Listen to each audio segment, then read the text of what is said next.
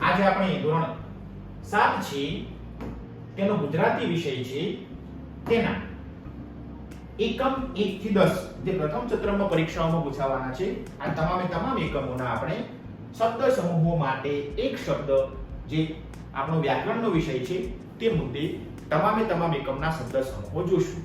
મિત્રો પરીક્ષામાં ક્યારેક શબ્દ સમૂહો માટે એક શબ્દ એવો પ્રશ્ન પૂછાય છે. જોડે તમારા શબ્દ ભંડોળમાં પણ વધારો થશે. આ ઉપરાંત અન્ય સ્પર્ધાત્મક પરીક્ષાઓ છે કોમ્પિટિટિવ એક્ઝામ તેમાં પણ મિત્રો તમને આ મુદ્દો કામ લાગશે. તો જોતા જઈએ આપણા 1 થી 10 એકમ છે તેમાં કયા શબ્દ સમૂહો આપેલા છે. મિત્રો અહીં આપણે એકમમાં જે શબ્દાર્થ પછીના શબ્દ સમૂહો છે તે તો લીધેલા જ છે. જોડે શબ્દાર્થમાં જે શબ્દ સમૂહો આપેલા છે પરીક્ષામાં પૂછાય તેવા છે IMP છે તેને પણ આપણે અહીં રજૂ કર્યા છે. તો જોતા જઈએ.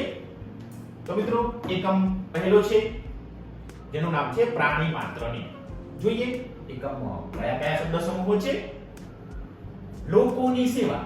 તો મિત્રો તેના માટે એક શબ્દ છે જનસેવા. લોક સેવા પણ કહી શકાય. પાઠ્યપુસ્તકમાં જનસેવા છે એટલા માટે આપણે જનસેવા. વચલો માર્ગ કોઈ બાજુના અતિપણા વિનાનો વચલો માર્ગ. તો મિત્રો તેના માટેનો સુંદર શબ્દ છે મધ્યમ માર્ગ. ક્લિયર? આગળ વધીએ. ક્ષમા આપનારા. ક્ષમાના દરિયા જેવા. તેના માટેનો એક શબ્દ છે ક્ષમા સિંધુ. આગળ. જેમણે સંન્યાસ લીધો છે તે. મિત્રો તેના માટે એક શબ્દ છે સંન્યાસી. આગળ. લેપાયા વિનાનું. તેના માટેનો સુંદર શબ્દ છે મિત્રો નિર્લેપ. આગળ. યોગ સાધના કરનાર. મિત્રો તેના માટે શબ્દ છે યોગી. તો મિત્રો આવા શબ્દ સમૂહો પરીક્ષામાં પૂછાઈ શકે તેવા છે.